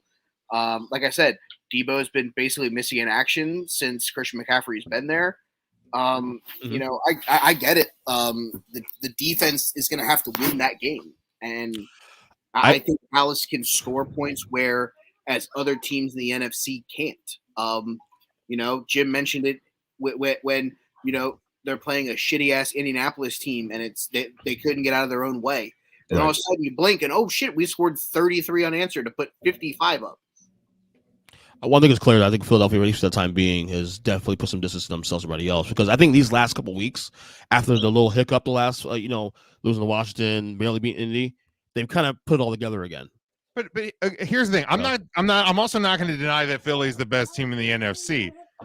But we haven't seen Philly play Dallas with Dak Prescott, and with that defense cooking, and with that offense cooking. Absolutely. Okay. My concern with Dallas, my concern with Dallas is the fact that, like, you had a slow start and Indy was in the game until the third quarter. Right. You can't do that against Philly. The same issue with the Giants game too. Kind of almost similar in a sense. You can't do that against Philly. Cowboys always play weird on Thanksgiving, though. Yeah, that's true. You can't do that against Philly. You can't do that against Buffalo. You can't. Well, you might be able to do it against Buffalo now with the way that team's crumbling. But you can't do it against Kansas City. You can't do it against Cincinnati. Right. So that's the challenge for Dallas is to figure that out. You really can't do it against any team in the top 8 right now. No, top 8 team. I'm just saying of Ernest's rankings. You can't get off to a slow start and let the Dolphins stick around because they can score points in a hurry. Yeah. You can't do it against Minnesota because I know they played – that game was completely fucking lopsided. You let them stay in that game longer, they can find a way to get it to work. The 49ers, obviously the Brock Purdy question is too extreme, but their defense is going to keep them in any game. Cincinnati, if that offense is going at all cylinders. By the way, the other reason why I have them ahead of the Chiefs is because they won that game without Joe Mixon. Samaje Perine busted that ass. Let's be real. They have a problem. And it's weird. Fact that you can't stop the run. It's a weird stat because he owns KC, but can be Cleveland. That ends this week for the record, by the way. It's a weird matchup thingy. No, you want to know why? What's that? Because when you have teams that here's the thing. Last season, when Cincinnati beat the Chiefs before the playoffs, 3-0 against Kansas City in the last 3 games. Yeah. A lot of people in Bengals Kingdom thought that was our Super Bowl. You get up for those games. When you're a team like Cleveland, we're not supposed to make the playoffs. We're supposed to be a 4-win team. That's the Super Bowl. Your job is to win the Battle of Ohio. At the end of the day, their run game was better. Their run game was fucking crisp against us on Monday Night Football. Yeah. I mean, it is what it is. Teams play bad games. But let's be clear. Minnesota shit themselves against Dallas in a primetime spot, and it turned into Kirk Coupons can't play in primetime, or they just decided that this was the week that they were going to have a bad game. We haven't sat here and we haven't given Jalen Hurts shit for the turd that he fucking polished against the Commanders on Monday night. We don't bring that up every time, he has a bad first quarter. Oh man, this looks like the Commanders game. No, but Kirk Coupins, man, it's a prime time game. He can't win. Can't beat Cleveland. Joe Burrow can't beat Cleveland. No, but in his second year, he took a team that hadn't been to the Super Bowl in 30 years there. Yeah. I mean, Joe Burrow is. Shit happens. I mean, it's the way I look at it is I truly believe that shit happens. No, Joe Burrow is entering that conversation of being a elite quarterback. He's on the very verge of being that guy. Like he's like if there's a bridge right now, he's on the downswing of that bridge now. Where after this year, when we go next year and do our quarterback rankings and talk about elite quarterbacks, there's only like 3 or 4 quarterbacks in the league that are elite. I was saying, who's elite right now? Oh, right now it's only 3 guys. Like it's obviously Mahomes, Josh Allen, and despite this, it's funny you're saying this because we're talking about this with Jim and Kyle on the text. I will still say Aaron Rodgers is elite despite having a bad year. So you're telling me that that dude's cooked. You're telling me a guy with a bum thumb. Well, I mean, he's hurt. I mean, yes, but okay. But Josh Allen hasn't looked Josh Allen of old. But Josh Allen also has been the only thing they have right at this point now. And they're still winning games. Josh Allen is the only thing the Bills have. Stuff like this. Well, you know what I mean. I mean, that thing you just said. That was a real sentence. What I'm saying is that Singletary. If you take away Josh Allen from that team, are they still a fucking 9-3 team right now? Who do you put at quarterback? That's the question. Who's the backup? Case Keenum. Case Keenum maybe 5 years ago but might have been okay, but not Case Keenum. They're still winning some games though. Case Keenum, they're at least a 7-win team. Well, my point is, they're beating the Rams, they're beating the Titans, they're beating the Steelers, they're beating the Packers. Now, right. But again, like, and you were talking about this earlier, Jim, you and I. But people define elite differently, of course. Like, that to me, elite quarterbacks is literally like a handful, if that, in this league. And Joe Burrow is in that conversation right now. I think there's 3. I had 3 also, but I think your third is out of it, and I think the guy that you're saying is on the cusp of it is in that. Well, right. The only reason why he's not there yet is really on a technicality for me. Like, what did we say today, Jim? I said 2 years of elite play gets you to elite status. Josh Allen has done that for 2 years already. Aaron Rodgers obviously has been fucking his whole entire career been elite. Okay, and of course Pat Mahomes. So at this point, Joe Burrow, if this season ends the way he's playing right now, he's there by the end of next year. By beginning of next year, should I say? So. It's really is at this point because remember, rookie year he only played 5 games. Yeah, behind a makeshift offensive line. No. We're not. No, we understand this, the situation and stuff. I'm just saying, to me, you're a elite quarterback when you show at least minimum 2 years of elite play. He's about to complete the second year of doing that. Allen, but where's the ding on Superman's cape? Because Josh Allen can't win in the playoffs. He's been elite for the last 3 years, in my opinion. But he hasn't won. He's got the AFC Championship game. Yeah. Okay, but was him losing? Tom Brady wins. But look, I'm gonna throw a little bit of a flag on the Josh Allen can't win in the playoffs thing because Josh Allen didn't lose that game to Cincy last year. He has 3 wins. That argument is reminiscent of. Has he won an AFC title? Okay. You have to win a conference championship to be elite. Peyton Manning was league quarterback for fucking 45 years before. Have they gotten to an AFC title game? Yes, 2 years ago. And lost to Patrick Mahomes. Okay. But again, context is important because a lot of people said Tony Romo wasn't the greatest quarterback for the Cowboys. Tony Romo wasn't any good because, he couldn't win the big one. He couldn't win this. He couldn't win a playoff game. When countless times Romo put up 35, 38, 40, 45 points and the defense gave up 38, 40, 50, 55 points. Right. That's not a Romo problem. That's a Cowboys problem. So, is Josh Allen elite? Yes. Josh Allen's elite. It's not his fault that the Bills defense couldn't stop Tyreek Hill last year or the year before. You know what I mean? He did his job. So 2020 they played in the 2 years ago. Correct? 2 years ago. Yeah. 2 years ago. So he's already won 3. He already won 3 playoff games already in his short career. Allen, Mahomes. I think those are really my only 2. I get Burrow finish it off. Right. If I had to make the choice today, I would say yes, Joe Burrow. I want to see this season finish off. And I don't even again playoffs. People sometimes put too much stock on playoff wins, Super Bowl wins, stuff like that. Dan Marino was one of the top 5 quarterbacks ever to play this game. He never won a Super Bowl. He went to one. Went to one. That's it. So like, again, context important there. I'll throw a flag on Aaron Rodgers, not because the talent level isn't still there. That dude is cooked, whether it's mentally, whether it's physically, whether it's a combination of both. That dude looks like he just doesn't care anymore. We're literally not even a full year away from him winning 2 back-to-back MVPs. I don't care. Too. Okay. I don't care. We're 14 games into this season. See, now, can I throw a flag? Because that now you talked about, they lost to the Chiefs in that game. Mm-hmm. His stat line in that AFC title game is not good. Oh yeah, he played a horrible game. We get that. I mean, I make it as a battle between Burrow and Allen. There's not a battle about this. I mean, no. But what I'm getting at is what I'm saying is, if you're going to put him in the elite category already, Allen? Yes, I think Burrow should be in that conversation. Personally, to me, the elite quarterbacks are Thomas Edward Bieber Brady and Patrick Mahomes, and then everybody the fuck else. But you can't say Tom Brady and then not say Aaron Rodgers also at the same time. Why not? Because I can argue Rodgers has been a better quarterback than Tom Brady the last 5 years, physically. Because so Tom Brady's won more, of course, better teams, obviously. Because he's won, that. I'm sorry. He had Devontae Adams last year. He's won 2 MVPs. He's had Aaron Jones. He's had AJ Dillon. Maybe, just maybe, the guy can't win in January. Let me ask you a question. Okay, fine. So, would you consider Aaron Rodgers elite last year going to the playoffs? Yes or no? Because I don't think playoff wins should be a complete ding. Oh, well, you're in the playoffs. Peyton Manning went 5 years to win a fucking playoff game. It was regarded as an elite quarterback 2-3 years in his career.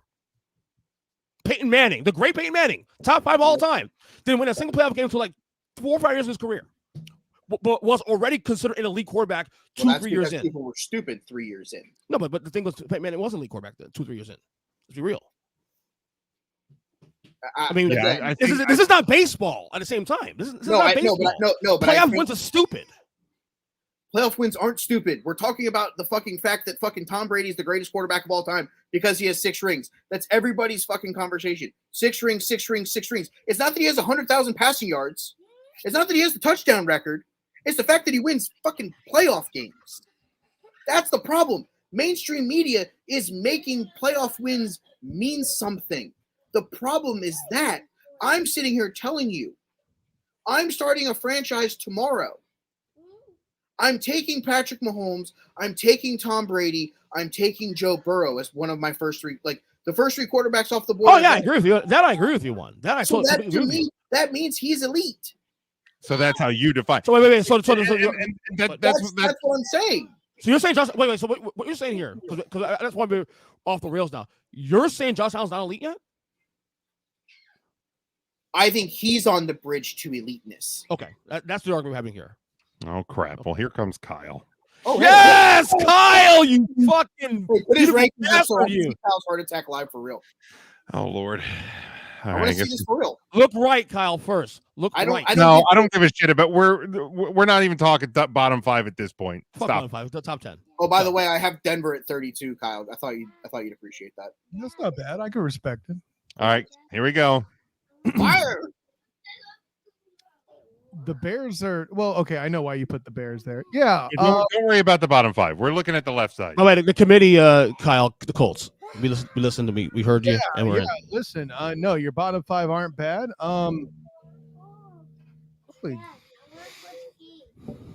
Googly moogly, EJ, you might be onto something here.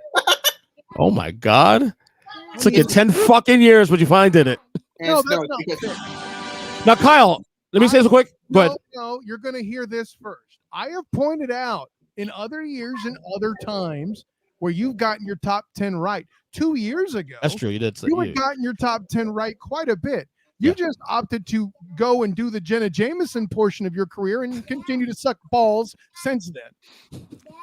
Well, I mean, it's Mahomes balls. Come on now, and Brady balls too. Come on now, it's elite balls. You know what I'm saying? But Kyle, real quick, Passes, because obviously the big sticking point for us with this rankings last month or so in the show has been the Niners. Right. When I started doing the draft, when I started drafting this thing, I had the Niners at 2. Because you're an idiot. Before the Jimmy G news came out. You were warned about Jimmy G. No, but the Jimmy G out for the year. Listen, you know it's a you're big deal. your phone, I know he was hurt last year, Kyle. Kyle Christian, we get that. Kyle Christian, hold on a second. So I almost left it at 2, but I want to give Brock Purdy the space to prove it to me. That's why I moved it down to number 5. That's all. Single. Go ahead and have a heart attack now. You could have possibly given. Time given. Kyle Shanahan has proven, just like his father did with running backs, Kyle Shanahan is doing with quarterbacks. It doesn't matter who you plug in. He made Matt Ryan an MVP for Christ's sake 1 year. And that's why I trust the Niners. You know what's that? Which is why I've been saying that I don't think they'll miss a beat. Just don't fuck up. You cannot have it. But now, let me stop you there. That statement is thoroughly accurate. Yeah. To your credit, their schedule upcoming, pretty damn weak. They play your feisty Red Tails. Sorry. Frisky. Feisty. I'm going my way, bitch. Know your role. Yeah, get some music on this show. Jim, can I get some music on the Commanders? Stay out of this, mister. I'm going to let fetch happen. The Niners aren't 4B either, you son of a bitch. Anyway. No, EJ, you don't get the music. There was a tie between Washington and the Giants. No music. Sorry, Washington, you don't get the music. You fucking. By the way, I noticed how the coach of the year isn't in the top 10. Oh, no. Yeah, he is. His name's Robert Saleh. Anyway, I'm sorry. Please go at Kyle with the same vengeance that you went after me because I mentioned Brian Daboll. Oh, I got Kyle. Kyle's daily. Please do. Okay, well that also went on like a 14-minute sidetrack. Do you want the sidetrack? We're not doing that again. Listen to the playback, Kyle. We get a chance. We've got pretty violent here.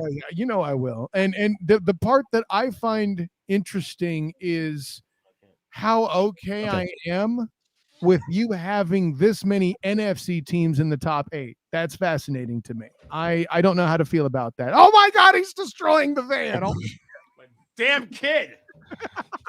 Everything's falling. The van is falling apart. Damn it. So you're living in a van down by the river. Yeah.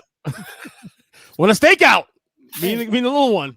You know, I know how to compromise this. For his situation with Jimmy G, can we get the Eli edition of I Tried to Tell You, Jim? Yes. I tried to tell you, but you wouldn't listen. That is perfectly apropos for you and your Niners, okay? Yes, your Niners. I don't like the Niners. Bullshit. We've seen the show. Yeah. We you're no longer allowed to say that, EJ. Can shut up? No. Kyle, are Niners too high or too low? No, I like where they're at. Oh no, I like where they're at. I could say they're a little high, but you know what? I ain't mad at you because who did the Cowboys play with last week? Oh, it's the team you have 29th. Who did the Vikings play? I don't give a shit. They shouldn't have won. And I love that you didn't punish the Jets for that. Oh, yeah. I came up from that game more impressed with the Jets than before. I enjoy that you account for the fact that the Dolphins had a burn the tape game from their quarterback play, and Tyreek Hill, the real MVP candidate out of that team, still had 146 yards. I could nitpick and get all over your ish about the Ravens having a tough out against Denver. But if for all the teams that you're supposed to trust on this, the fact that their defense didn't give up the lead they had is kind of mind-blowing. This is true. I mean, granted, it is the Broncos' offense. They scored with like 4 seconds left to win that game. Right. The defense stepped up and did their job with a quarterback. Held serve enough to held serve enough. But you said they held the lead. They held the lead for 4 seconds. That's a great. No, they kept them in the game enough to score late. No. He's getting me on a technicality. He's right. How about they gave up 9 points? Can you argue? I agree. There you go. They almost gave up 12 if McManus would have been kicking in Denver. To the team that he has at 31. No, hey, if he had punished the Ravens, I wouldn't have been mad at him. I almost did. But the question is, who do you put it instead? Do you Seattle, Tennessee, Seattle Seahawks? Exactly. So you think okay, and if that had happened, I would not be mad at it. I have the Seahawks at 9. to me, the punishment of the Ravens, because I moved them out. I originally had penciled in the Bucks. Then I said that there should just be not a number 10 this week. I moved the Seahawks in after Mike presented his case, because I had the Ravens at 10 last week, and I'm sorry. You almost lost to the Broncos because they missed a last second field goal, not because you like prevented them from winning. That nature did. And now you're without Lamar Jackson. That, like, if they prove to me that they can rattle off a couple wins without him, then you're back in the top 10. Here's what's clear, Kyle. I ain't mad at you. I ain't mad at Here's you. what's clear, Kyle. My Super Bowl bubble is the top 6. That's it. That's it. It needs to be a top 5. The Cowboys aren't making it. Listen. Oh, I mean, no. My Super Bowl meaning. I mean, the 49ers aren't making it either. When I do Super Bowl bubbles, it's like this. Can I see this team playing in February? I can see Dallas playing in February. I can see Niners playing in February. No, I they can't see Minnesota at this point now. In order to do that, theoretically, the chances of them having to beat the Niners would be high to achieve that. You know for a fact that won't happen. Now, I'm saying what shocked me. I know it for a fact. Yes, you do. I've seen your Twitter account. Trust me, you know it. The EKG of Twitter. But the reason Elon EKG. The reason why they're still a Super Bowl candidate, Jim, and we've touched on this, it's not so much that they belong in the Super Bowl, it's that the NFC is that bad. And I'm fine by that. Okay. As I mean, like, here's the bottom line: is Dallas got within 8 of Philly when they played in Philly with Riptide Rush. I mean, it took 2 Riptide Rush interceptions in the fourth quarter for the Eagles to run away with that game. So, I think the Niners will force even more interceptions than that. Okay, and I think Dallas will get Brock Purdy to make some mistakes. Will it be enough? I mean, if we want to play that game, I mean, we might be talking a 13-10 type of a game, and then it's which defense is better. Yeah, and that's a toss-up to me. I don't think the Niners are a lock in that conversation. Oh, no one's a lock. No, I don't think any team's a lock, to be honest with you. Well, I think the Niners are a lock against the Cowboys because they have been the past 2 times they played in the playoff. I'm just saying. A and B, the type of teams they aren't that different. And C, I think the Niners can keep the Cowboys offense off the field, even with their defense as it's currently constructed. Best defense in football right now, in my opinion. You're talking about the Niners. Right. And that's why I can envision them in the Super Bowl myself. Like these top 6 teams, I can envision the Super Bowl. Listen, it's awesome to hear somebody other than EJ talk like a homer about their team. I respect it. Which team? Right, which team? Let's. We don't have question, buddy. Come on. EJ, no, we don't have that kind of time. This is about Jim, not about you. Really, Jim? It's only 25 teams. Lock it up. 48. 49. All right, let's go to our one guarantee for this upcoming weekend. I actually already gave mine away during the NFL picks, and that is my playoff pick of the Detroit Lions getting into that playoff picture when they defeat the Minnesota Vikings this weekend at home. So I have the Lions defeating the Vikings as my lock.